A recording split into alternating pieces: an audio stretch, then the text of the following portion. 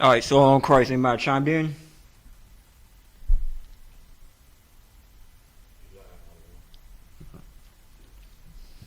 If not, just go ahead and chime in. We're going to get started. All right, SHALAM. Yahanna to the brothers, and Yahanna Shema El Thom Bashim Yashah to the sisters. This is Priest and Officer of 50 in the Pashkaya, checking in from I.S.U.P.K, Atlanta. You can look us up online Monday through Saturday. We have classes Monday through Friday. Today's the history class from 7 p.m. up to about 9. And you got Tuesday Brotherhood class, Wednesday law class, and you got the Thursday Scripture breakdown class. That's a very important class you should join, especially as officers trying to come up and speak on camp that following weekend. Slogging. Anybody just chimed in?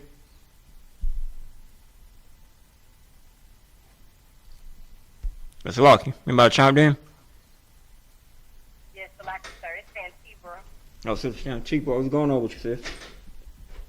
I'm good. How about you? Yeah, doing good. Yep, it's Monday. We gotta get this thing started. So.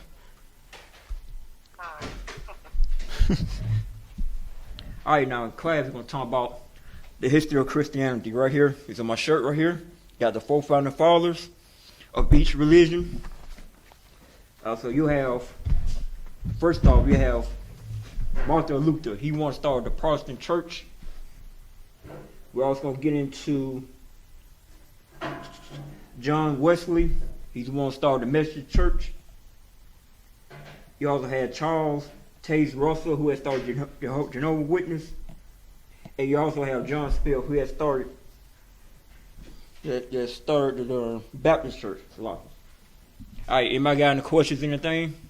Before we get yeah, go ahead. Oh, sorry, go ahead.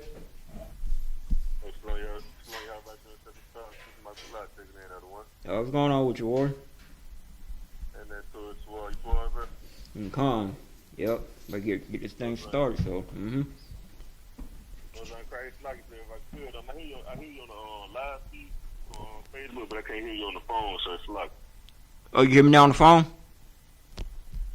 Oh, I can hear you talking now, but when you was just talking before, I said it's like I can't hear you, sir. I can hear you on the live feed, but I can't hear you on the phone, so it's like. oh, you hear me on the phone now? Yeah, come another one, come. Oh, okay, no sweat. All right, come, pull up. We got this thing today. We was born to the thing called Christianity. We know that in all of life and stuff like that, we believe in fairy tales of, well, you die, you go to this magical place with some white naked babies, holding hands like this, and if you do bad, you go into this place, you're gonna burn it forever. You know that place called hell. It's hell and heaven is a condition on earth.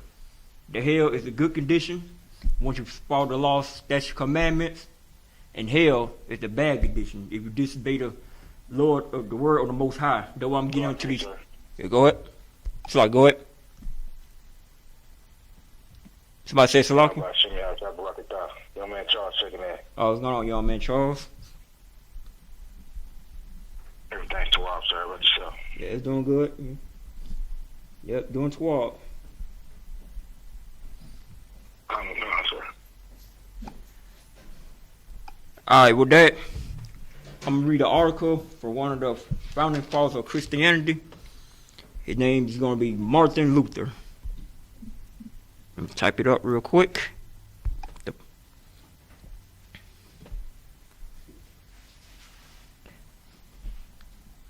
Okay.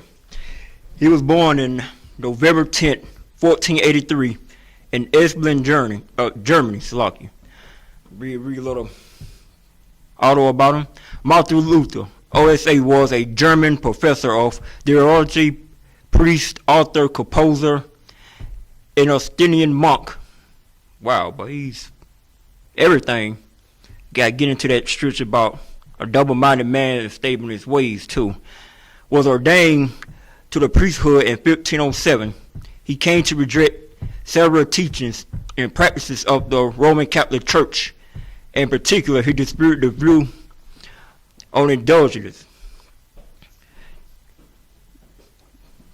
Now, Wikipedia.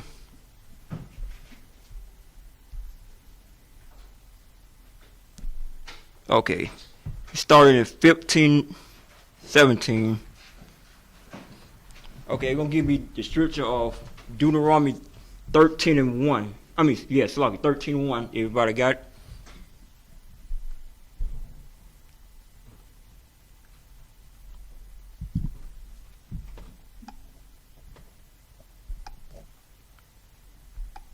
Oh, Sluggy, everybody got Deuteronomy 13:1.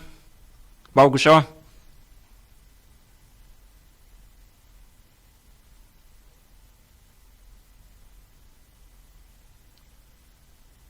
Oh, Sluggy, anybody online? You hear me? Come on, sir. I hear you. What was the scripture? Oh, Deuteronomy 13:1. Okay, sir. Let me catch up with you for a minute. Make sure we're on the same page. Deuteronomy 13:1.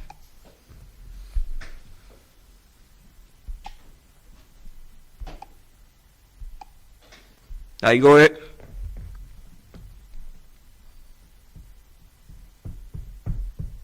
Come on, sir.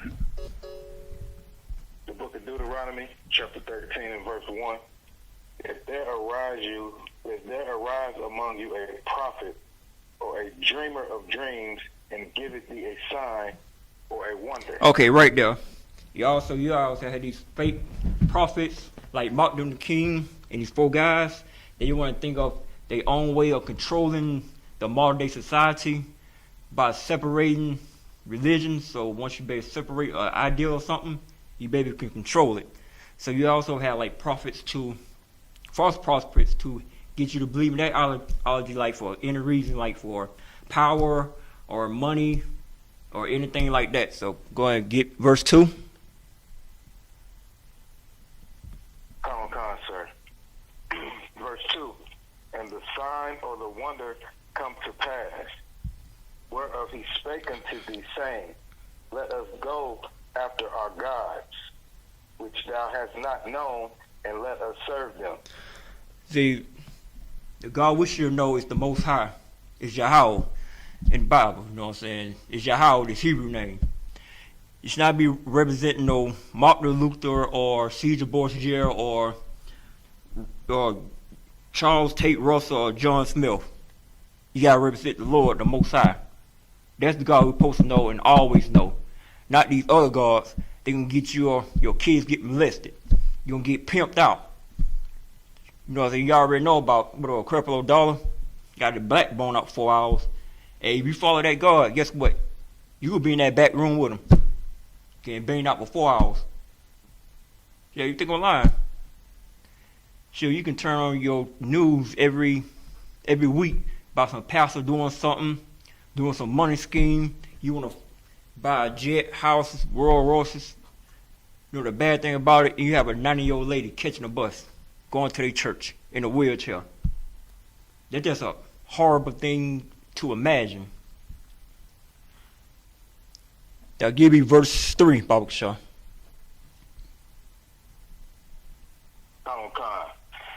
Verse 3. Thou shalt not hearken unto the words of that prophet or that dreamer of dreams. For the Lord your God proveth you, to know whether ye love the Lord your God with all your heart and with all your soul. Okay, let me read this again. For the Lord your God proving you to know where you love the Lord your God. That means, in that context, your God, that means the God of the black and the Spanish and Native American Indians, the two Jews of the Bible. You got to understand his love. This is the God you got to understand. Now go ahead and give me verse 4. Now I'm going to get on to the other pastor. Pastor. Yeah, I'm going to go to another pastor. Go ahead and get verse 4, Bobby Shaw. Come on. The book of Deuteronomy, chapter 13 and verse 4. Ye shall walk after the Lord your God, and fear him, and keep his commandment, and obey his voice, and ye shall serve him, and cleave unto him. See, this is what we do in I.S.U.P.K. We teach you to serve and cleave on to this God.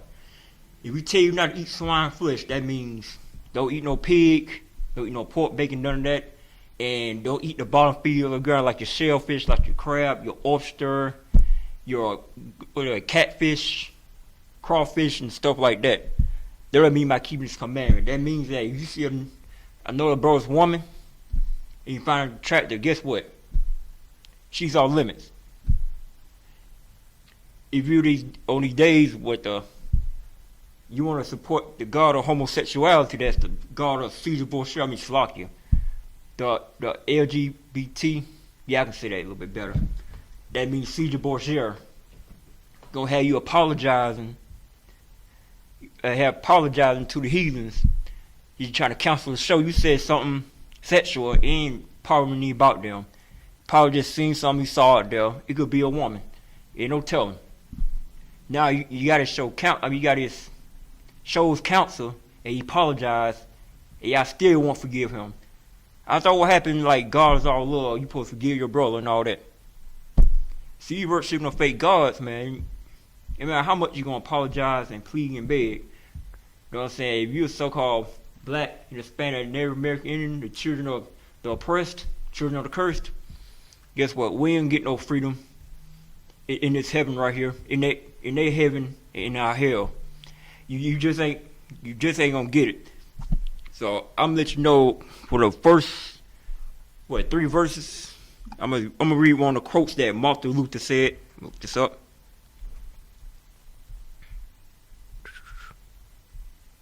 I'll go back to the quotes to let you know you can't be worshiping other gods. Okay, one of the quotes. He said that I cannot and will not recant anything. For to go against conscience is neither right nor safe. Here I stand. I can do no other. So help me God. Amen. You had to go in your own mind. You had to go in your own country. I can't stop that. Yes, you can. It's right here in this book, the Bible. You got 616 laws, statutes, commandments. You can't control your conscience once you pick up that book and read. Also, you got the Apocrypha as well, the 13 hidden books missing. So that's the God we should be worshiping and listening. Can't listen to this man about I can't get help. And another quote, he's saying, okay, where God builds a church, the devil builds a chapel.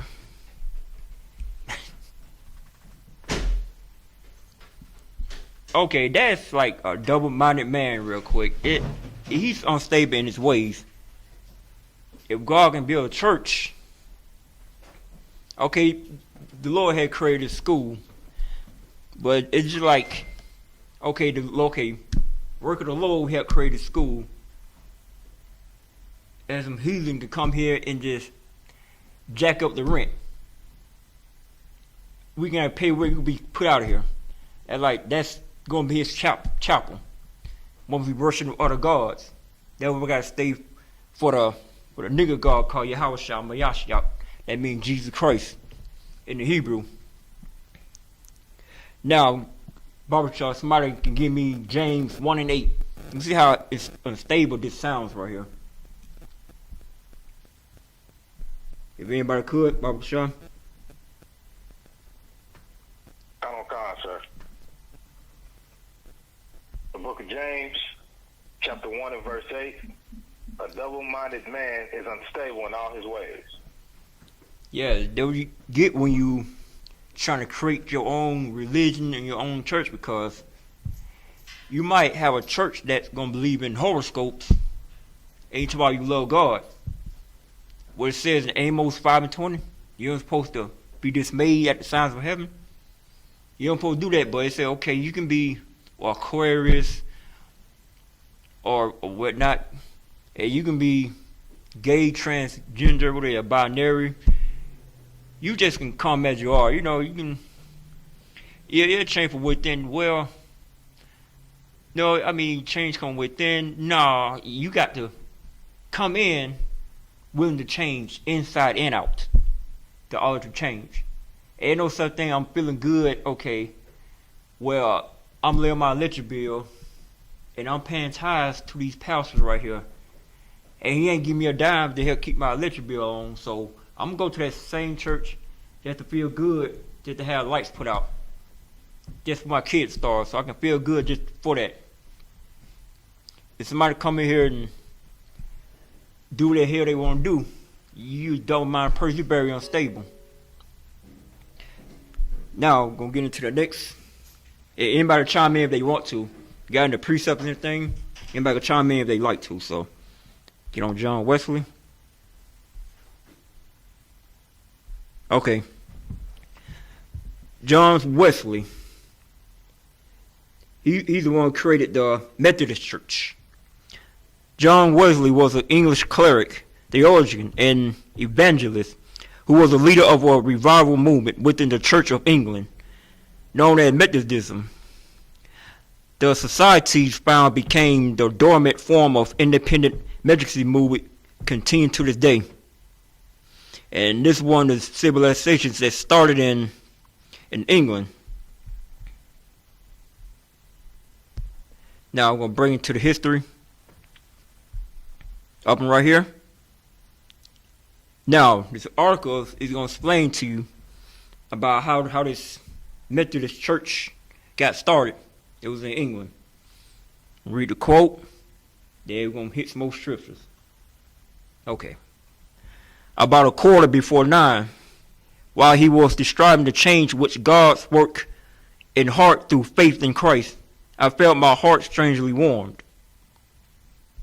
In late 1735, a ship, it made its way to the New World from England. On board was a young Anglican minister, John Wesley, who had been invited to serve as a pastor to British colonies in Savannah, Georgia. Damn, it's like south from here, about 3 or 4 hours? He came from England to come down here in Georgia to preach the word with some other fame deceit. With a double-minded person, that means your mind means your heart.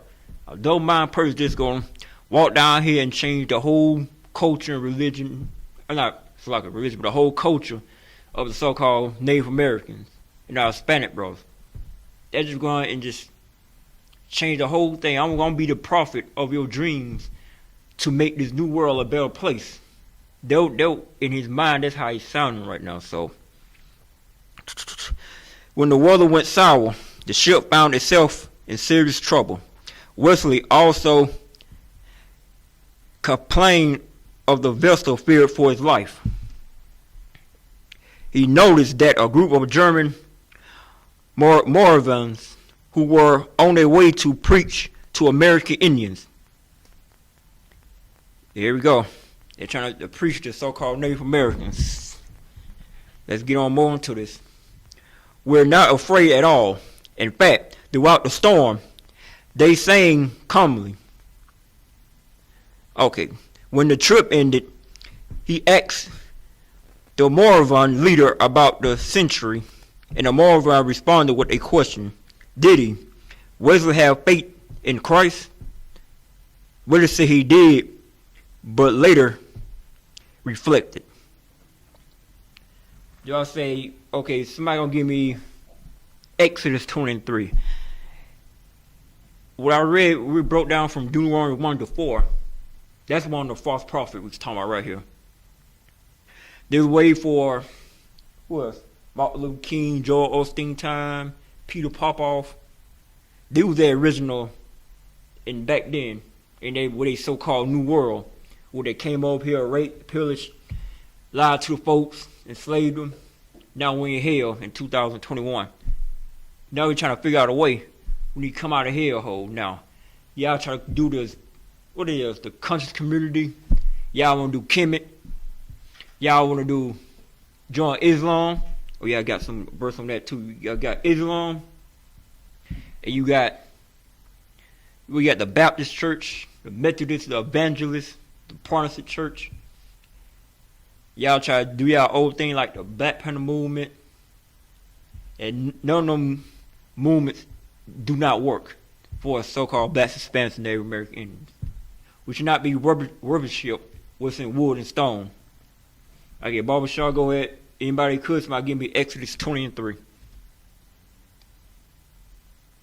Okay. chapter 20 and verse 3. Thou shalt have no other gods before me. You shall have no other gods before Yahweh. It should be none at all. I don't care if he's come down here dressing all smooth and coming out with the nice cars and the planes and stuff. Y'all know his gods are title mean power, so y'all gonna look at him like a god, like, man, what the fastest way I can make that money to be like him? What y'all do, sell drugs, kill your own brother, scheme off each other? You sure ain't gonna scheme out the oppressor, our colonizers, cause you gonna be buried under the jail with no point of return. So now we're gonna keep on going to the story. He reflected. Okay, now he was saying Wesley said he did, but later reflected it, saying, "I feared they were vain words." You know he came as a double-minded person. He had to be unstable. I'm just breaking it down right here for the first couple of verses I was doing. He changed the word to a lie. I mean, he pretty much gave this book, was given, you know what I'm saying, from the Most High right here, these two books, the Holy Bible and the Apocrypha. And you got more history. I might get into it in later weeks, whatnot, get some more research. And somebody give me Romans 1:25 and see what he did with these books. Baruch Shah.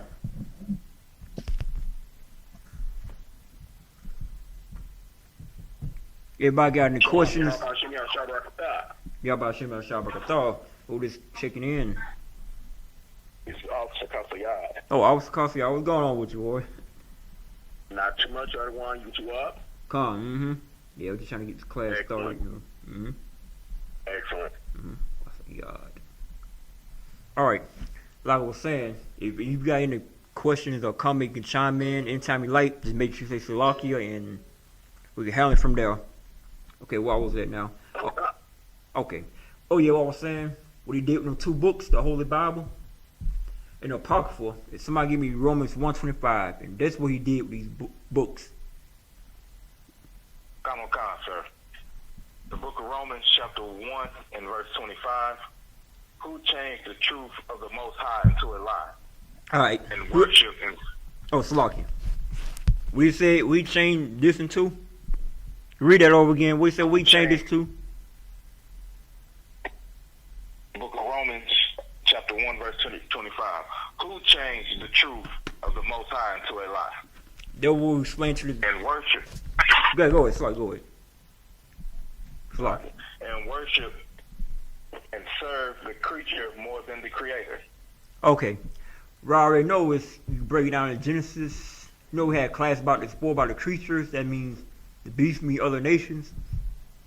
We worship the beast more than we worship the Most High. That's one of the four beasts what I'm talking about right here, who has shaped this world up to be a hellhole, to be a filthy, vile sex pool of murder and rape and sorrow, have us leading to oppression, have us waking up the next day wondering when we get our next meal, wake up wondering when we get put out of the house or get put on child support, and wondering how I'm just going to live the next day. How can I have peace in my life? You can't have peace in your life once you serve these creatures right here. You got to serve the Creator. You both serve these creatures. Oh, so go ahead. You know what you're bringing out, Adawan, is heavy. So if I could add to that, what you're saying, you know, when you take these Christians, of course, when we're talking, we're speaking to the blacks, Hispanics, and Native Indians. We don't care about anyone else. Right. And the issue with them, a lot of them don't recognize is that many of them, if you ask them how many times have they prayed and how many times have their prayers been answered, a lot of them that I've talked to will tell you that, well, it feels like my prayers aren't answered. And what it is that they're worshiping, as you're saying, they're worshiping another god. So they're worshiping that image of the beast, which is Isupk. So when they're praying to that picture. That's the picture that pops up into their mind automatically. But not only with that, the scripture says, when you worship me, that you worship me in spirit and in truth. So you aren't worshiping him in spirit, nor are you worshiping him in truth. because you're thinking about automatically that image of the beast. So you're worshiping that beast as you're bringing out. You're not praying to the Most High, the God of the Bible. You're praying to a false god. You're praying to the image of the beast. And they don't recognize that. Actually, they're praying to a homosexual. Right. So they don't recognize that they're not worshiping him in spirit nor in truth by any of these false religions or any of the holidays that they serve. That's all not worshiping him in spirit nor in truth. I just figured I'd add that. Oh yeah, that's a good point. It's heavy right there. You know what? Given that scripture where what it was in Leviticus about man sued another man was 2013, I believe. I believe it's 2013. Catch up, make sure. Before we get back into the subject, this is an idol for God you worshiping. Leviticus 23. Make sure it's the right. No, not 23. 2013. Salaki. No, Salaki. It's wrong thing. Wow, load up. Okay. Make sure it's the right. I'm gonna catch up with you real quick. 20 and. Yeah, okay, here you go. You said Leviticus 20 and 13? Con. Yeah, this is an image. This is a affection, a foul affection that you worshiping that God right there, Caesar Bush here. Go ahead and bring it out. Anybody could? The book of Leviticus, sir. The book of Leviticus, chapter 20 and verse 13. If a man also lie with mankind, okay, now. he lieth with. Go ahead. Okay, I'm gonna break this down real quick. If a man also lie with mankind, as of a woman, we all know what this is. It's milk scripture. The image you worshiping that with these so-called false prophets right here in Caesar Bush here, he putting the spirit of Lil Nas X. He putting the spirit into what? Telvin Campbell. You know what I'm saying? He putting the spirit into Elton John. The corrupt our kids. Make sure it can be spread throughout all black communities. Even your roughest part of the hood that had their pants taken down, showing they behind. You can talk about we hard. I mean, you might be hard, but pause. But on a real note, that's one of the images that in Deuteronomy said, this is a dream of a prophet. This is what John Wesley, it pretty much gave you the vision of. Go ahead and read on that verse, Baba Shah. Khan, sir. As he lies with a woman, both of them have committed an abomination. Mm-hmm. They shall surely be put to death. Their blood shall be upon them. Hold on. I think you said, okay, well, it's okay. You can come as you are. Yeah, you can come as a homosexual or whatnot. As long as you pay me the highest money. As long as I can go get me the strange women for other nations. As long as I put that cocaine on their table and roll up with $100 bill. Shoot, as long as I can go, I might. He might just get your sons and your daughters at the same time. You know how they get down these days with their spirit. That what they put on us from this day. They manifest now. And get back to subject. Let's finish reading this. Alright. In fact, Wesley was confused by the experience. Put his perpetually was to lead to a period of soul searching and finally to one of the most famous and consequential conversations in the church history. Okay, you're going to read about his religious upbringing, how he became a Baptist. Wesley was born into a strong Anglican home. His father, Samuel, was priest, and his mother, Susanna, taught religion and morals faithfully to her 19 children. Okay.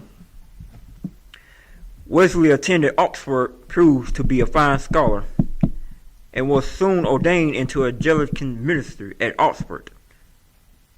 He joined a society founded by his brother Charles, whose members took vows to lead holy lives.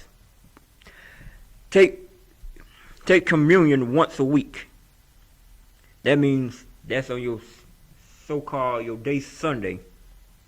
That's the wrong day to worship the Most High. You're supposed to worship the Most High Friday night sundown to Saturday night sundown. That's the holy day we have. The seventh day. That once a week, you're talking about, okay, you at the Sabbath, committing all kinds of sin. Twerking, you probably sucking rods in a parking lot somewhere. That's a message for y'all LGBTQ though. Y'all might be sucking rods on a parking lot. And do all that on the Sabbath, on the Lord holy day. You come in on Sunday all foul and disgusting spirit, and you want God just to hear your prayers. All you do is pay pastor your tithes. You think the more money you're gonna pay your pastor, the more blessed you're gonna be. No, like we always say, you gotta follow the Lord's statute commandments. Now, and soon ordained into the Anglican ministry at Oxford, he joined a society. Okay, you already read that part, Slocky. In addition, they spent 3 hours every afternoon studying the Bible and other devotional material. Okay, book timeline. Now we're going to get into more scripture. Anybody got any questions or in the comments or anything?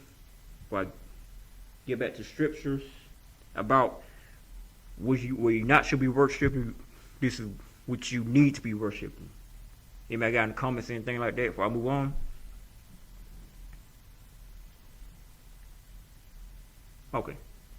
Alright, if could, somebody give me Deuteronomy 4:28. Right. Deuteronomy 4:28. We're going to explain to you. Con, sir. Now go ahead. Hey, go ahead. The book of Deuteronomy. The book of Deuteronomy, chapter 4 and verse 28. And there ye shall serve gods, the work of the man's hands, wood and stone, which neither see, nor hear, nor eat, nor smell. Okay. Well, you can smell a cross once you get burnt on fire. You smell that wood burning, you burn on fire, break it up, and throw it in the garbage can. There's a fake God you worshiping. Hell. I mean, you can smell, that means that there's something not living. What I'm saying is, you can't hear or smell there's something not living. It's something a rock cannot get in your heart, in your mind, your spirit, to do what you need to do, to have a long-lasting life for yourself, for your family, and for your generations. I mean, sure, you can smell it. Put some oil in that thing, light it with a fire, set that rock on fire. I mean, literally. Because where that rock come from, Mecca, that meteorite, that Islam, it came down there, it hit that Mecca, they smelt it. Yeah, you smelt it. That was a god. Nah, it just got burnt. Just some false idolship. Now, we're going to get to the next person who started Jehovah's Witness. Later weeks, I'm going to break this down a little bit more. I'm just giving you a little introduction real quick.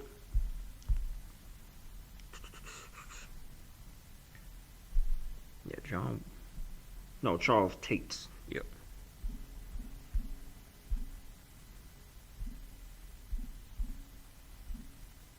All right, catch up with y'all. Okay. Okay. Get to your little brief history about Charles Tate Russell. He had started Jehovah's Witness. Charles Tate Russell, or Pastor Russell. It can be both of y'all pastors too. what it is in Jeremiah 23:1. Woe to your pastors. Oh yeah, I can't wait for that to come to Christ's return. To come down with that 200 million angels in the chariots and just have fire, brim, and destruction for the people who deal with our children for the past history throughout this modern day past 400 some years. When we had us commit suicide in slave ships and thrown out slave ships, getting treated wrong, getting raped, getting beat, got fed the lower ball feed the food we shouldn't eat in the book of Leviticus. He force fed us to sin. And we didn't know we were supposed to sin. It was just a way of living. That's why the generation got the curse. They're thinking like, well, pork is cheap. Well, that's all I got to survive. No, you don't. You got beef. You got chicken. You got lamb. You got goat. That's why our brotherhood is more important in the school and throughout the Black and Hispanic America. That's why we have food drives every month, every week, so we can feed our people, our Blacks and Hispanic American, the right food, the right nutrition, so they won't be overweight, be depressed, and have all these health problems. And that's why we have prison programs. Because, you know, some family get locked up, he probably crying in the cell at night, missing a little girl or whatnot, just because some evil woman want to put him on child support. Well, won't go to the same people right here. It's on my shirt. You won't go to the same ancestors. You won't go to Caesar Borgia. To put that man in prison, have him crying at night, think about his kids. And you tell them kids grow up, he a deadbeat dad. You know what? When you do that, you're an evil woman, so-called black woman, Hispanic woman, Native American. I'm talking to y'all. I don't give a damn about the other nations. The so-called oppressors. What are Caucasians, Africans, East Indians, the Chinese, Japanese. I'm not concerned about them. I mean, shoot, they can do what they want as long as we separate from them. Once Christ returns, I'm having some new employees. That man worked for me for less than free. Damn. What they call that money bag, Bastuzo? Called less than a penny. You be working for less than free. Just remember that.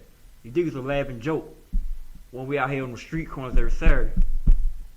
Prophesy to the wind with Isaiah 50:81. And then y'all look at us, take pictures, go on the internet, go on these radio shows, and talk down about the I.S.U.P.K. You got another thing coming. I'm gonna see you with that look. Oh man, what I'm gonna do? I'm home, gonna starve. Okay. Sure, I might feed you. You know what I'm saying? I'm gonna tell you, I'm gonna get you one of them extension cords. Who is hating working extension cords? That little thing hurt. Give you the extension cord. I'm gonna light it up with some oil. I might just put some fire on it. Nice and good. Let me hit you about a good 100 times.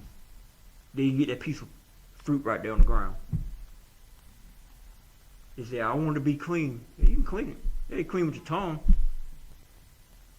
Sure, just lick with your tongue. I mean, hell, you clean everything else with your tongue. With your mouth. Like, what are the Africans? They eat cow behind. Hey, why you can't pick a piece of fruit? It's healthier for you. Now, let's get on back on subject. Charles Taze Russell, or Pastor Russell, was an American Christian restorationist minister from Pittsburgh, Pennsylvania, and founder of what is now known as the Bible Student Movement. After his death, Jehovah's Witnesses and numerous independent Bible student groups developed the base. Going to it now. Religion. There's a Freemason? Nah. Alright, so anybody got any questions or comments while I keep moving the class?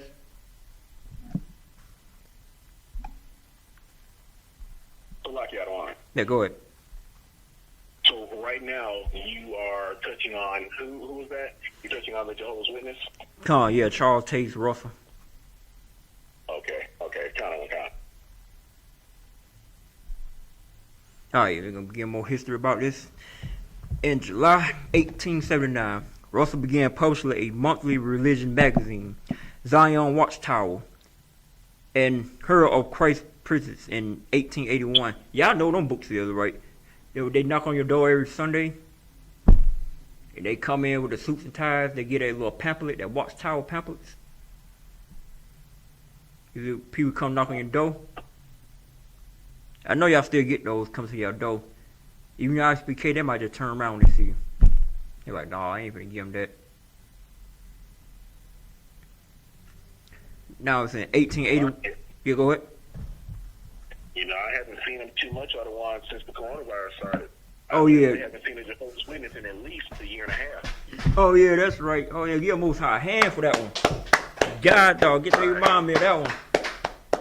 That coronavirus hit, boy. I ain't seen none of those Jehovah's Witness or no Seventh-day Adventists come to my door yet. And they got the nerve to go online and tell you to cash app them some money. Oh, dang, what the Most High doing is work in this earth to help restore this place, bring it back to our rightful inheritance. Alright, now back on this subject. Okay, he co-founded Zion Watchtower Tract Society with William Henry Cooley as president. In 1884, the corporation was originally registered with Russell as president. Russell wrote many articles, books, tracts, pamphlets, and sermons, totaling approximately 50 printed pages from 1886 to 1904. He published a 6-volume Bible study series, originally titled Millennial Dawn. Anybody heard that book?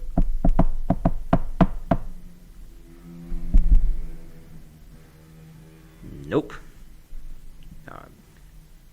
Later renamed Studies in the Scriptures. Nearly 20 million copies of which were printed and distributed around the world in several languages during his lifetime. The 7th volume was commissioned by his successor as Society President Joseph Rudolph. These are some important names. I'll be talking about this in the later weeks. Some important names throughout his Christianity. And published in 1917. The Watchtower Society ceased publication of Russell's writings in 1927, though his books are still published by several independent groups. It's still going to this day. Okay. After Russell's death, a crisis arose surrounding Rutherford's leadership of the society, culminating in a movement Wiseism. As many as 3/4 of it, possibly 50,000 Bible students who had been associated in 1917 had left by 1931. The shift resulted in the formation of several groups that retained various of Bible students who maintained fellowship, and the Watchtower Society adopted the name Jehovah's Witness in 1931. So they didn't name it Jehovah's Witness back then. They was doing basically their students going off, they doing breakout groups, like the other Israelite groups. They learned from I.S.U.P.K. After I grew up, they feel like, you know what, I can start my own organization. I can break off and start this, break up and start this. The whole Witness number is just a break off of Christianity. It's just a form of a break off. It was named in 1931, it became the Jehovah's Witness. While who was severed ties with the society, formed their own groups, including the Pastoral Bible Institute in 1918, the Layman's Home Ministry Movement in 1919, and the Dumb Bible Students Association in 1920. Alright, so what we was talking about today? Y'all try to worship the other gods. You see how double-minded they are. They want to break down some out the Bible. Though I got these new versions of it, the NIV, the what it was, slave Bible and all that. They use that to corrupt our minds with it. They thinking that, okay, well, I got this good job. You know what I'm saying? My person treat me good at the job. So he treat me good, so, well, no way. Why not? Why not serve him? He's serving Caesar Borgia. That's a son of perdition. That's who you serving.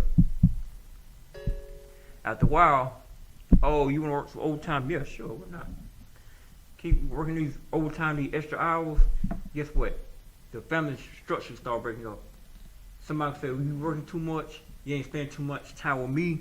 You ain't spending too much time with your kids. Hey, hell, you never know, some job might just stretch out. You might work 2 or 3 jobs. All you gotta do, go home and roll blunt, get high.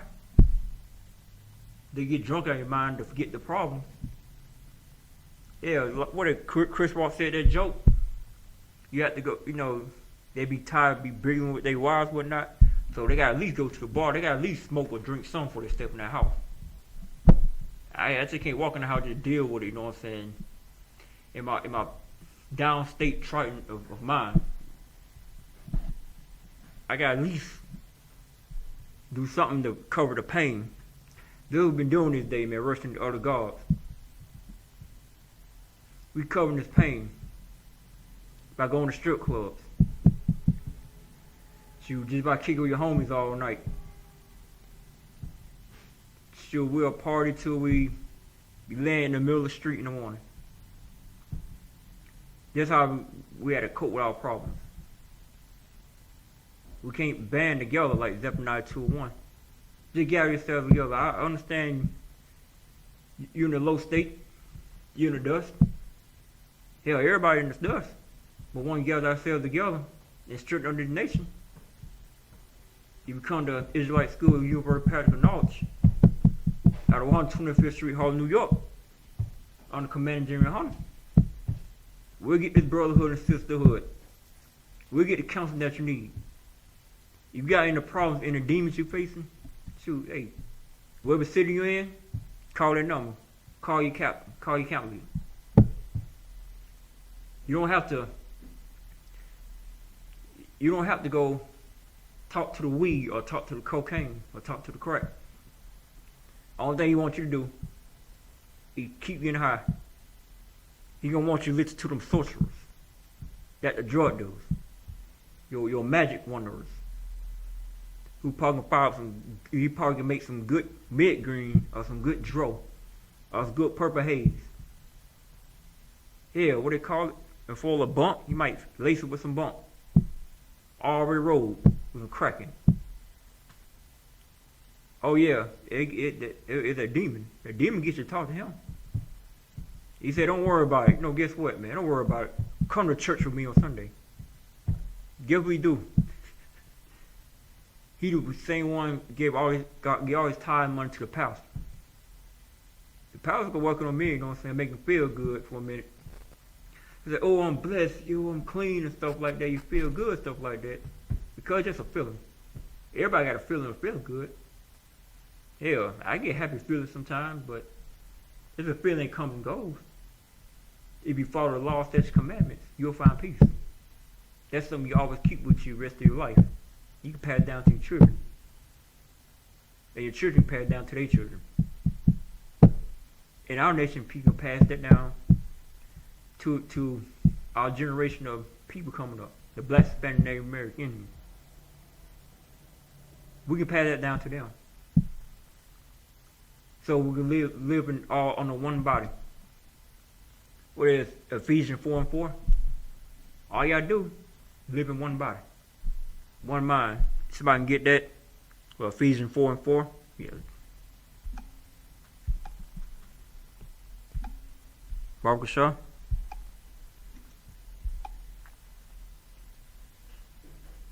I'm on con, sir.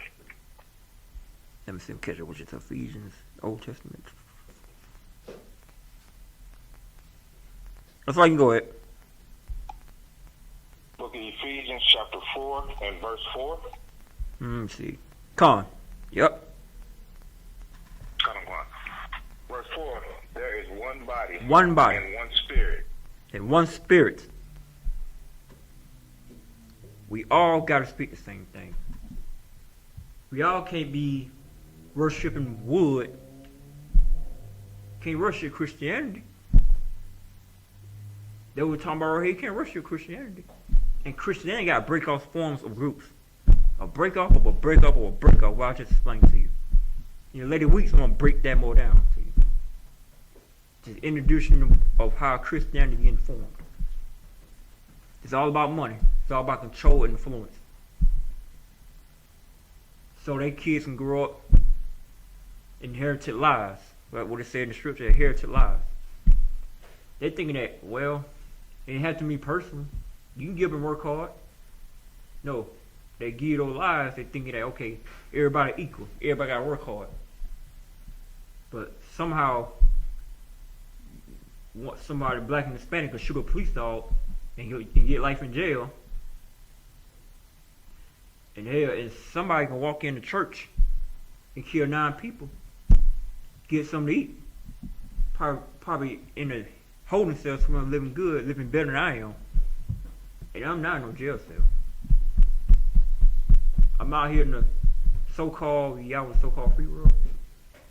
I'm out here. But we all, our people, we spiritual in hell. Yep. You're spiritual in hell.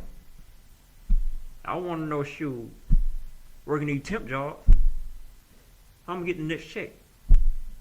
I might not see a next check. See, the people who have fun of these religion stuff like that, they get straight. They ain't got to worry about none of that. They can go get high and they can just party all they want to until Christ returns. When Christ returns, I'll be in the house with my drink, just watching this place burn. You know what? I'm gonna be playing a PlayStation 6 on control in my hand. Like, damn, they're like a fire-ass game right here. The return of Yahanna. The biggest sword. All the flying chariots you can use. Man, it could be a glorious sight in the day we see. If we worship that God,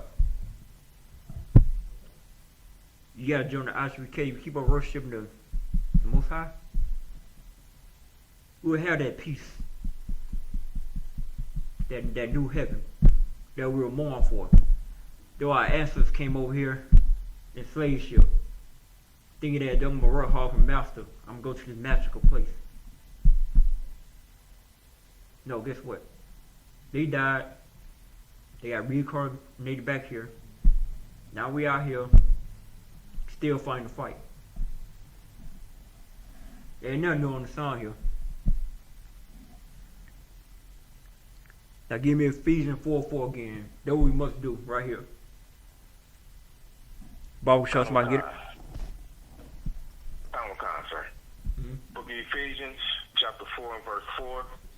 There is one body and one spirit, even as ye are called in one hope of your calling. This is our calling right here. That way, Yahweh died right here, holding guard for the school. The one right here teaching. The one right here, Kazard teaching, holding the school down. So that's why young man Charles coming to school. We're gonna help build a nation. It was our calling to do this. It was no other way. Back in 2014, I was in the world. 2015, I was watching this stuff on the internet. I was like, okay, yeah, well, though, it's some good stuff, though. But I tried to avoid it as much as I could. But it took me into a low state. I was working 2 jobs. Yeah, I was living like the oppressor. Yeah, I feel like, yeah, I was living good. But when I got in that low state, some of the spirit just told me to call the school number. Now we're here as one body, one spirit, one hope of our calling. This the Monday Night History class. Do not worship other gods. Worship the Negro God. I don't want to say it. I don't know if it be flat or whatnot. But y'all know what I'm talking about. We all gotta believe in one thing: the law, statutes, commandments. There's no other way around it. There's no break off of a break off of a break off of philosophy. Stuff like that. We get restricted about that too. Y'all believe in all these different things, horoscopes and human design and chakras and all that. The Baba Shah, I'm just gonna say, give me verse 5.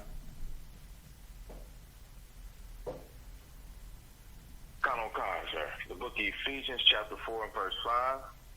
One Lord, One Lord. one faith, one baptism. One Lord. We already brought it out in Deuteronomy and Exodus. Don't serve no other gods before me. You got to represent that one Lord, that one baptism, that one faith. I know it's a glooming times of these days. As long as you got brotherhood, sisterhood, you got a problem or depression or something like that, you can't take it no more. Call one of us. We'll talk you through it. We guide you through it. Most High put in our spirits to do so, to raise our people from the dead, of the dry bones, in a place called the Americans, North America, Canada. Canada, North America, Canada, got Alaska, United States, Mexico, got the islands, Brazil, also at the borders of the United Kingdom.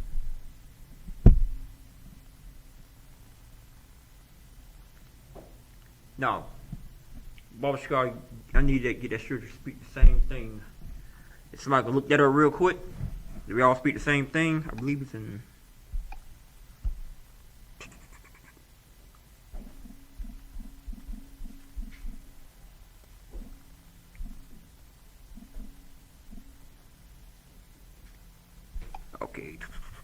Okay, First Corinthians chapter 1, verse 10. After that, I'm gonna give you a little intro history about the last pastor. Yeah, I might end up wrapping up around 8:30, 8:45. If somebody got something to say Salaki. You got a comment or something, or precept, go and say Salaki. If not, gonna roll this thing to about 8:40. I know y'all wanna watch Black Watch, Command General Yahanna. I get it. Get y'all time ready for this. So, anybody on the conference call, give me 1 Corinthians chapter 1, verse 10. Salaki. Well, go ahead. Somebody say Salaki. What was that verse? What was that book and chapter again? Sorry. 1 Corinthians chapter 1, verse 10.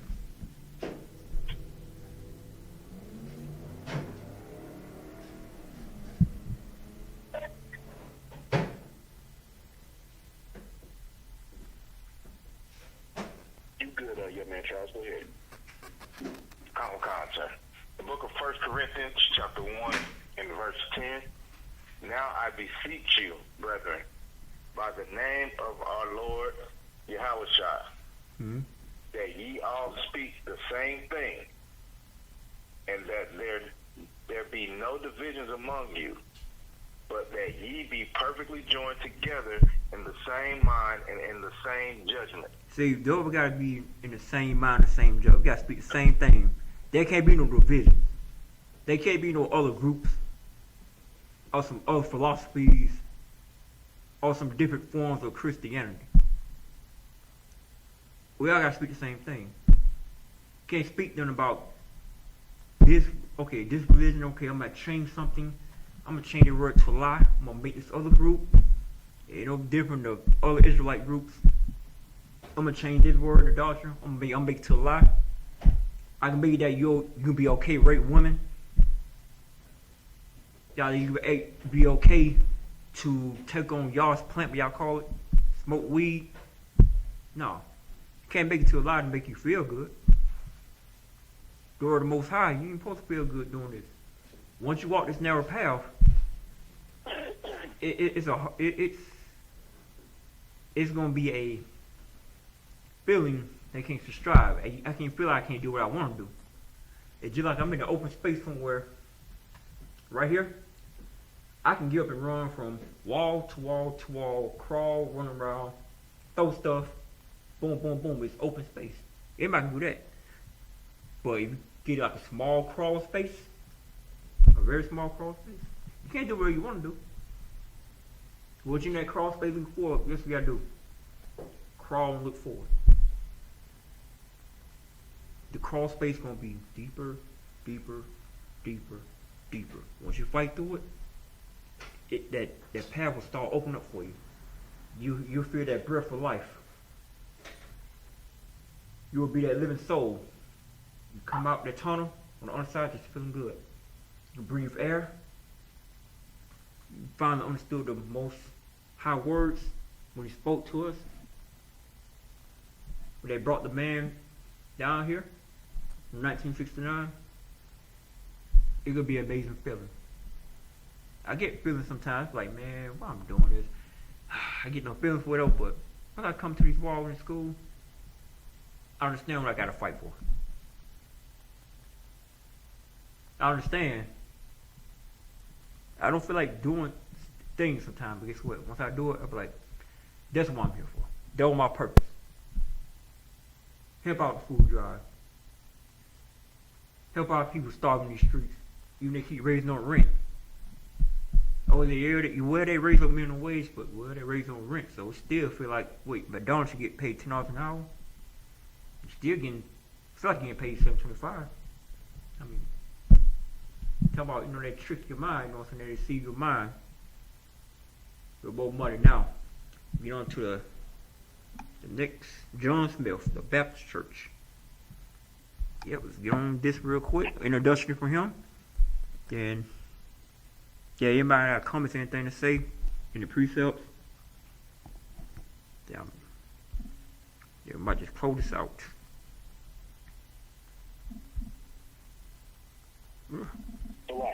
Go ahead.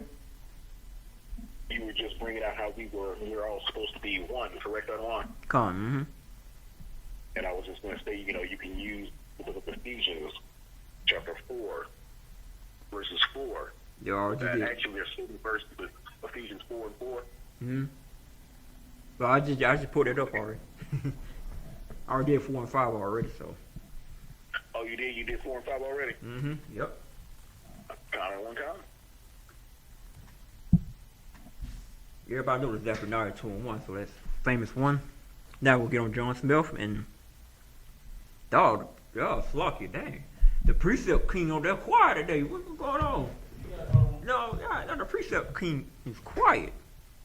He's like, oh man, the pump is so heavy, man. I got this precept. I'm like, okay. You got all the precept out of one. Man. Hey, I'm just trying to like break down history mostly. A lot more stuff to do in the coming weeks. Yes, a lot of work on my hands, my desk right now. I'm just giving the introduction, then start breaking down a little bit further more. Come. So, okay, we're going to get on John Smith. John Smith was an English soldier, explorer, colonial governor of Admiral of New England, and author.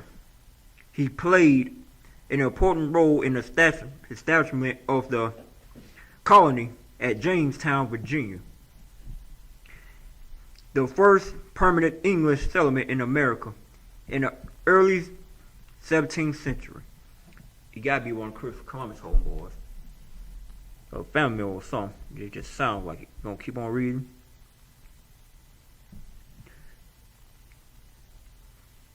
Okay. John Smith, baptized of January 6, 1580. Baptized. Okay. Oh, it must be his birth and death. Okay, born January 6, 1980 and died at June 21st, 1635. Okay. I already read that part.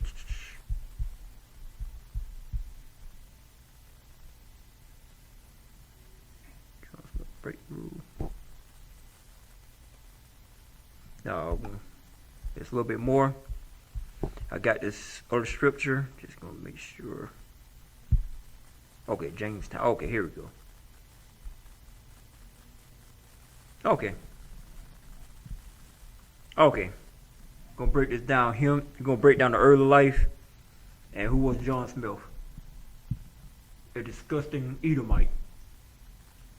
That his generation, once you're born again, he might be one of my top four slave workers. It's gonna be Martin Luther, one of his iniquities. It's gonna be John Wesley. It's gonna be Charles Tate Russell. Ain't gonna be him, John Smith. Hey, I got the highest bid on their iniquities. Now we're gonna break. Now we're gonna break down who John Smith is. Okay, again here, English soldier John Smith eventually made his way to America to help govern the British colony of Jamestown after allegedly being saved from death by Pocahontas. God dog. Saved by death by Pocahontas. Oh, we love to save our persons. I'm going to keep reading for a second. He established trading agreements with native tribes, which his governing tactics called into question. He returned to England in 1609 and became a staunch advocate of colonization via his published works, his early life. John Smith is believed to have been born in 1579 or 1580 in Lincolnshire, England. After a merchant apprenticeship, Smith decided on a life of combat and served with the English army abroad, working as a soldier for hire. Yeah, he a pastor, yep. Dang. Oh, I need to preach up for what the pastors work for hire. He pretty much a pastor and he worked for hire. See, they were doing the modern day, your Creflo Dollar, your Eddie Long, and all that, and Joel Osteen. He was the first literary pastor soldier for hire.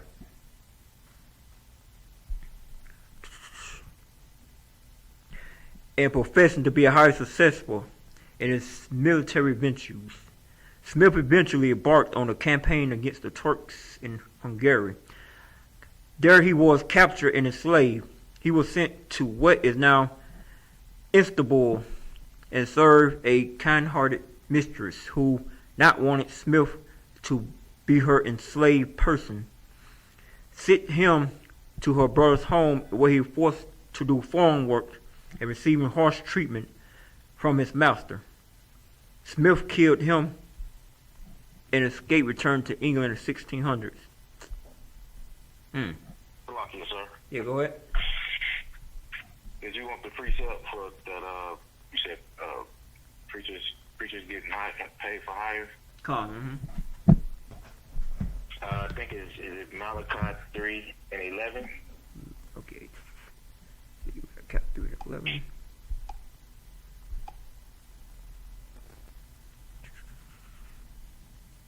Okay, let me see.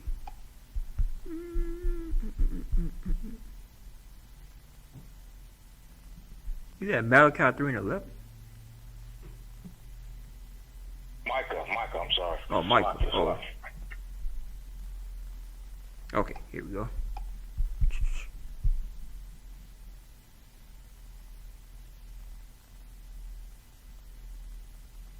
Okay, yeah.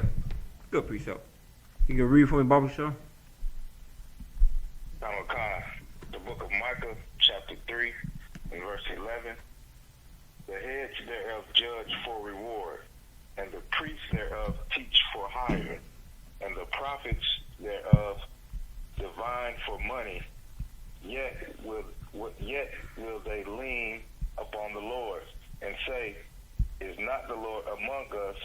None evil can come upon us. See, okay, yeah.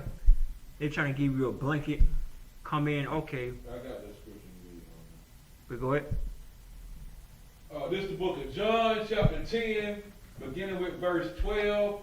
But he that is a hireling and not the shepherd whose own the sheep are not, seeth the wolf coming, and leaveth the sheep, and fleeth, and the wolf catcheth them, and scattereth the sheep. Verse 13, the hireling fleeth, because he is a hireling, and careth not for the sheep. Okay. Yeah, that's a damn good precept right there. Give him a hand. Yeah, it's a good precept right there. So I got one. Go ahead. I got another precept. Oh, shoot, go ahead. Jeremiah chapter 2, verse 14, when you're talking about how we keep following these false doctrines and all this, all this other stuff that's not of the Lord. Mm-hmm. You know what I'm saying? It go back to us being a slave. You know what I'm saying? Right. We got taught this Christianity and this Islam in our captivity, and this is the book of Jeremiah chapter 2, verse 14. It says, "Is Israel a servant? Is he a homeborn slave? Why is he spoiled?" Asking three different questions. Is Israel a servant? Right now, we servants. We in somebody else's land doing what they want us to do. You know what I'm saying? The amigos, you know what I'm saying? They picking up they out in the field picking the fruits and the vegetables. The natives, they got them thrown on the reservations. You know what I'm saying? Drunk out their mind. Mm-hmm. And the Negroes, you know what I'm saying, we just ain't doing nothing because we all doped up in our brain. Then it say, is he a homeborn slave? Yes, because we consider America to be our home, and this is the home of our slave masters. So we stay in the house of our slave master, in the nation of our slave master. We all that. And then the last part says, why is he spoiled? We spoiled because of doctrines of the earth, which is Christianity. Salaki. Yep. It was on point. That's what we saying the whole time.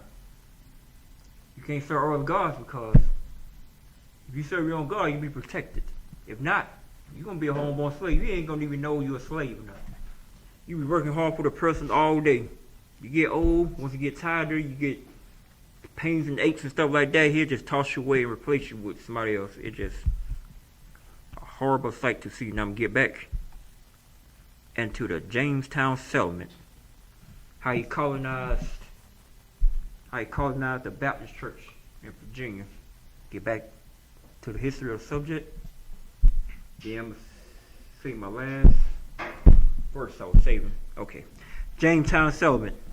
Smith then came to meet with Captain Bartholomew Gonzalo, who was involved with organization a colony sponsored by the Virginia Company of London that was sent to America. Smith was made a part of a multi-person council that will govern the group, whose purpose was to generate profit in the form of mineral wealth and goods. The voyager set sail at the end of 1606, but during the trip, Smith was allegedly accused of mutiny and almost hanged. Managing to stay alive, yet placed into custody. He arrived with the group of Chesapeake Bay in April 1607. The settlement, which named Jamestown and would eventually be known as the first permanent British North American colony. Yet initially, the population dwindled as colonists succumbed to starvation and disease. And the settlers were not alone, as they were attempting to claim a region that was home to multiple Native American communities, later understood to be part of the Powhatan Confederacy, released for custody weeks after arrival. Smith helped overturn the leadership of colony President Edward Wingfield, working with new President John Ratcliffe. Smith was tasked with overseeing the barter of food from the surrounding native tribes. He had also started to explore the region, which will later be detailed in publications. An expedition along the Chickamauga River, Smith was captured by a native band and taken to a Goliath shelf, while Han Sonakok, whom the English refer as to Powhatan. It said that Powhatan's 12-year-old daughter, Pocahontas, rushed to save Smith from being killed. As he was held down, after this, Proton allegedly regarded Smith as a figurative son, granted him territory while having expectations of allegiance and moral protection. Okay, we have a lot to read right now. I'm gonna get on my last scripture real quick. Then we'll close that class. Salak, go ahead. Shalom, Lord, and Friday, Tuesday, True Kashan, Shalom, Shalom. kind of late. Yeah, that is so I had a question I had want to ask. By the time I had came in, I heard you talking about, a heavy point when you were talking about John Phillips and you were talking about Pastor Bahia, you asked about a precept. I had a question about the scripture. Yeah, go ahead. Go ahead. I think it's Mark. Hold on one second. It's Mark chapter 12, verse 38. No, catch it. I wanted to use that as a precept for priests and prophets, pastors, and stuff like that. Higher. Is that Mark 3 and 12? 12 and 38. Oh, 12, 38.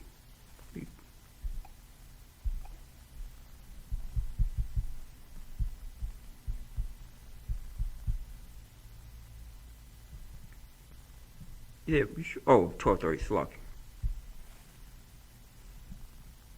You said Mark 12 and 38?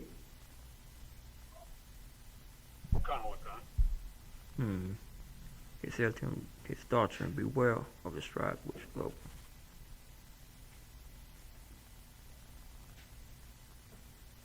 I mean, I gotta send up to higher ups about that.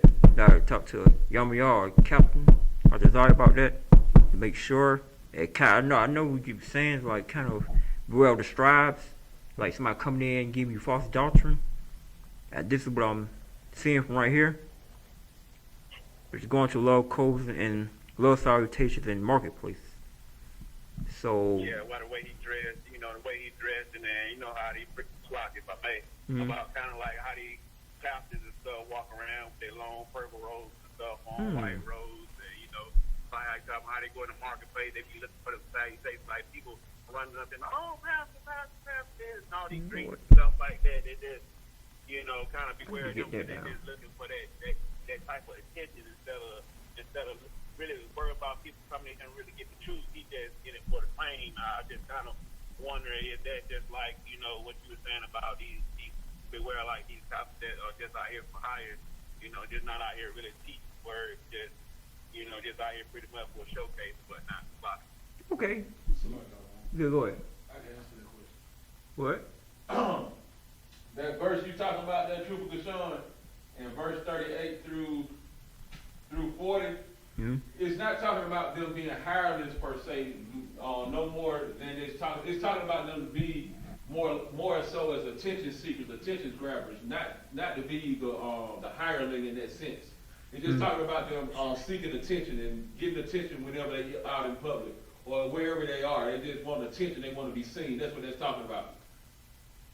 Yeah, pretty much. Okay, yeah. I gotta read 39 and 40. Okay, yeah, pretty much.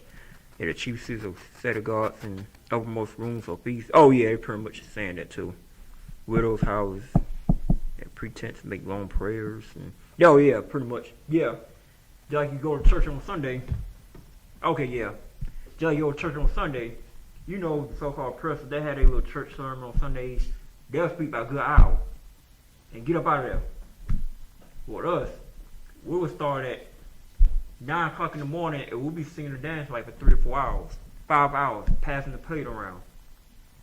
You know what I'm saying? Just getting tired of getting money. That's all. They just receive a greater damnation. Yeah, all you doing do the long prayers, make them feel good, have them jump up and down, all that stuff. It pretty much extension of the club on Saturday night, but you just do it on Sunday morning. You might stay at the club past 12, maybe 3 or 4 o'clock in the morning. All you do, you might just shower up, put on a big hat. You know what I'm saying? You trying to be so-called just holy. Just going to church and pretty much you doing the same thing. So they can get money off you, Yeah, the seats in the synagogues, yeah. You just want to fill up seats. and make money. So it's all a money trip. It's all the intro I was breaking down in class today. They pretty much they did that. That's where they came to from other countries. Hey, It's like go ahead. come on, concert. Real, how about you in the shovel? Yeah, I'm sure what the thought. So bizarre. That was real heavy, sir. You know what? Mm-hmm. I was dropping by a church one day, and I saw this fine girl. Like, I'm like, man, look like she just came off the stripper pole. Mm-hmm. You going to church? You know, those things shaking and places I can't even talk about. You know what I mean? Mm-hmm. It's just like, I'm like, she got a high heel shoes, back on loud. I'm like, yo, I would have thought the bills. I don't know if she's going to church or the Magic City. You know what I mean? Shit. And if I may, the brothers be in there, their nose still white from the club. He ain't even wiped the pot off his nose. He's still high and everything, you know. Pastor look like he was in the club too, the way he's dancing, thinking this, you know what I mean? All over the place, the piano playing. He like, Lord, and like, you know, he got like, he still got the powder in his nose. You know what I mean? The devil, the Bible, a lot. Hey, she was all the same to me. Magic City, in the church, all they do is put the cross, go to Magic City, put the Christian cross, that wood, that phosphorus wood on top of that thing. That's all. Called Magic City. It's all the same thing. So anybody else got to comment or chime in on something? You know, I got to tell you some experience, you know what I'm saying? The last time I probably ever went to a Christian church, let me see. I was in the world, I had just got weed and drugs. So they're around early 2000, 2003. Okay, you say, yeah, you can go save or not, go to church. And I went there. Okay, they put this peace sermon, but they were passing that playground 3 or 4 times. I probably just gave him a $1 bill, that's it. After that, man, I probably throw like a little quarter or pennies. Like, something ain't right about this. Something don't feel right. I don't feel like I'm getting bounded or controlled by something. After the sermon was over with, I talked to the pastor. I'm like, so why are we getting money to the church? Oh, you talk about it's your rent so you can learn. I mean, I can learn at home. I learned church or something at home. I realized, I was like, okay, y'all dress like this, y'all drive these type of cars. And somehow, like I said, you got these elderly women and men coming in, going off the martyr bus, going to a wheelchair, you know what I'm saying, to hear something to make her feel good, thinking that she can go to heaven, just because you was influenced and told by it. Instead of questioning it like about, why are you living like this and I'm coming out the bus? Why can't I get some extra money like for, you might, which AK create a bus or something, a bus system to pick us up, take us to the church, you know, at a church, you know what I'm saying, to take us home. Yeah, I mean, what the purpose of paying tithes? There's a purpose of paying tithes so we can help each other out. Somebody need to build or pay us something. You go to church, you pay your tithes. Well, all right, I got you on the bill, I got you on the light bill, I got you on the rent. That's what tithes for before. It ain't for just to spit in the congregation's face by throwing money on the ground and rolling all in the money stuff like that. Oh God, $100, we jump up and down, just money all over the pulpit. The tithe was not meant for that. It's a tithe, you know, it wasn't meant, you know what I'm saying. We have all these, how we have all these AA clinics and drug rehab programs. I thought the church was to save you, right? I thought like, okay, if you go to God, you'll be saved, okay? But you still got pawn shops, strip clubs, and you got people, other nation of people, run our neighborhood. And I thought I said God supposed to be our love, but once they get their money, like the Arabs across the street, Moabs right here on the end of the strip mall, they go give their money to their people, and they were like, F that. I mean, the streets still look bad. The streets still look junky. Talk about we lazy, stuff like that. We work 2 jobs to feed the other nation kids. That's not lazy. What lazy is, if I'm a store owner, y'all can give me money, and I see the conditions of the land or the terrain bad, I just can You know, I put some couple thousand in to fix up the street. Put in, you know what I'm saying, have a better street to drive through. You know what I'm saying? Get some voucher cars in the neighborhood since you bought, you know what I'm saying, since you helped me out. I would get like a little voucher card or something, like back in the day. They give you credit and stuff like that, you little show them money, they do that back in the day, but now, no. The other nation came in and devoured us. Taking advantage of it. I get this last, I'm about to get this last scripture. Book of Colossians, chapter 2 and 8. Anybody, if I may?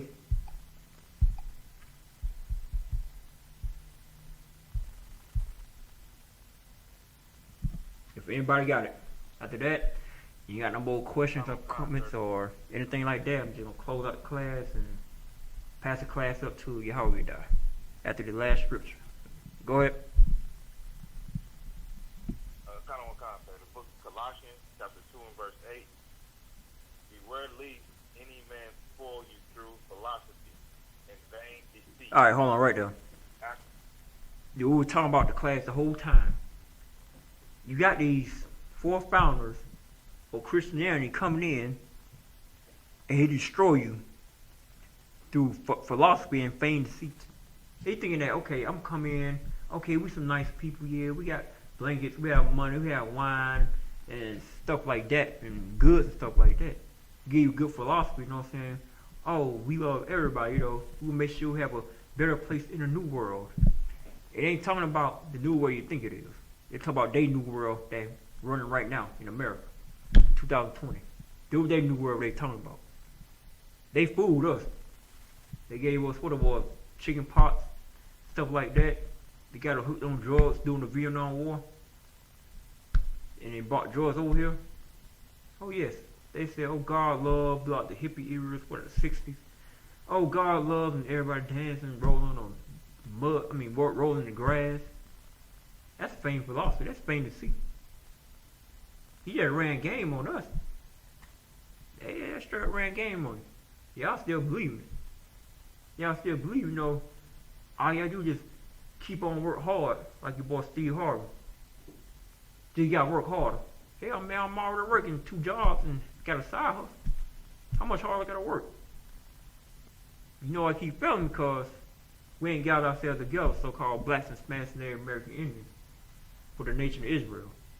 We got ourselves together, man, you know. Have our own little store. Have our own chicken wing spot. Have our own food market or have our own lunch market. We can do that. Shoot, when we do that, you ain't gonna worry about being broke. Shoot, anybody in no neighborhood work for the store, he get paid. Work for the gas station, he get paid. We're hard to get paid. Work on the streets, do a landscape, he gonna get paid. That's the side hustle, getting with the money going back to us. You ain't gotta worry about no high interest loan and all this stuff. We need to do that to each other. You know, if they want to help them out in the house, they working hard, you know, getting money. Why not give you a discount? You know, so where you can live good, you and your children. So your children can be able to learn something, you know, learn a trade or something while they're young.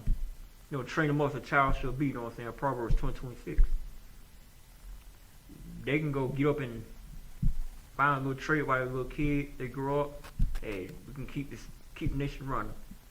Without police shooting us down the street, without crack pipes being on the ground, without neighborhood smelling like weed, without prostitutes out here, that is all y'all bring out in front of churches, it would be no more Christian churches out here. We wouldn't drill like a stripper, say I'm going to church for a sermon to feel good by ourselves. Now read on. After the tradition of men, after the rudiments of the world, and not after Christ. See, after the traditional men, after the rudiments of the world, that means of this world, not the entire planet, not the John 3:16. You know, I really could break it down Isaiah 45:17 and Hebrews 11:3. I know we can break that down, but you talk about in this world, this age of society we're living in. Right here. This is their new world they manifest back in the 1600s, 1700s, 1500s, 1492. This is their new world. This is their new heaven. And this is our new hell. And now after Christ, when Christ come back, this is going to be the new world for blacks, Hispanics, and American Indians to divide, to thrive. You have forever living peace and life in a new earth age. That's right. Now with that, yeah, go ahead. Go ahead. Kind of concept of water is real heavy. You know, what I mean, like the general was saying this the other day. You know, we could have 2 jobs, 3 jobs, work hard. 23 hours a day, but that's not enough. You know what I'm saying? They say, oh no, you just gotta work harder. Let's work harder. Let's work harder. You know what I'm saying? And like the saying, Kanye is like, slavery was a choice. If you work smart instead of hard, you ain't gotta be a slave. Right. All you gotta do, if I may, sir, all you gotta do is make you a hit. Just make you a hit. Why not? You're gonna make stronger, better, faster, and you're gonna be like, you're gonna make a new Kanye. We're gonna be the next Kanye West. All right, just go talk to Jay-Z, leave a message, his voicemail. He'll call you back in 30 seconds, and you'll make a hit. Right? But it don't work that way. Instead of him helping out the poor, he wants us to work a little harder and be the next Kanye West. Right. Yep, good point right there. That's all these rapping and stuff like that. All you do is shoot. All you make a new hit. You got some rappers right here in UPK. You got Captain Card, you got Captain Card, you got bro from Florida. You got bros here, Shar from South Carolina. You know what I'm saying? You got Marco out from Atlanta. Yeah, you can call JC, hey, they give a quick little hit. After that, you know what I'm saying, the money circulate right here in the black, Hispanic, Native American Indian. That's all you gotta do. All you gotta do is just make the hit, give us the money for it, and we take it from there. We ain't gotta go out living the nightlife on the limousine, the finest champagne, and the finest sluts you trying to get. No. All you do is just get ourselves together. Somebody buy a building, buy some products. We got some stuff on sale about the Facebook on I.S.U.P.K. Got some products there. We can put some of the stuff in the stove. Help build up money, help build up sources. Resources for food drives and stuff like that. They have brothers for transportation to reach these prison programs. But now that I say, they're influenced by oppressors, Ecclesiastes 77. You know what I'm saying? They ain't mad because they ain't white. I mean, they're not mad, shoot. They happy what they got. I mean, shoot, as long as you give them a couple $1 million, man, shoot, you be alright. But now, you got any more questions or comments or anything before I close the class out?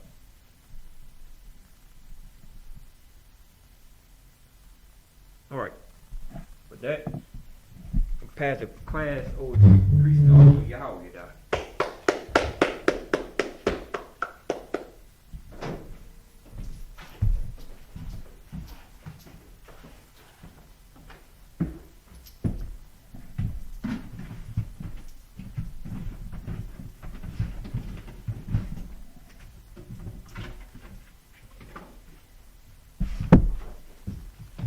Shalom, Israel. We the I.S.U.P.K. These are security announcements. We are the I.S.U.P.K. started out of 1 West 125th Street, Harlem, New York. Rule for new brother and sister. When a new brother or sister comes into the school, they are off limits for 6 months. They are to be saluted only. They are here to shed themselves of the world. If they need transportation, the teacher will arrange it. After 6 months, if a brother or a sister has an interest in a particular person, he or she must get permission from the head to speak to a brother or sister.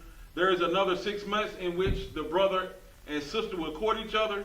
After the 6-month period, the brother and sister will get permission from the head to marry. Tithes, which is a commandment, Numbers 18:21, Malachi 3:8-10, means tenth in the Hebrew, ma'ashara, 10% of every penny of any increase the Most High gives you. Give to the Treasury Department or teacher. Priest fund, free will offering for priests, not mandatory. Whatsoever amount you would like Upcoming Holy Convocation will be the memorial blowing of the trumpets. That will be September the 6th at sundown. All Akium and Akwakium I need y'all to check the bulletin board when you come into school to see what we need. If anybody wants to be a trooper in the school, start wearing all black, boots, shirt, pants, headband, and scarf. With that, men of Israel, Amijam Shabbat, Amijam, Barak, we're going to salute the teacher. Yahweh Shem Yahshua Barakatah. Amijam Batai, hands down. We're going to salute the sisters online. Men of Israel, Amijam Shabbat, Amijam, Barak, Yahweh Shema, Alabama, Hashem, Yahweh Shai. What we said to you, may the Most High watch over you. In the name of Christ, with that, Amijam Batai, hands down, class dismissed.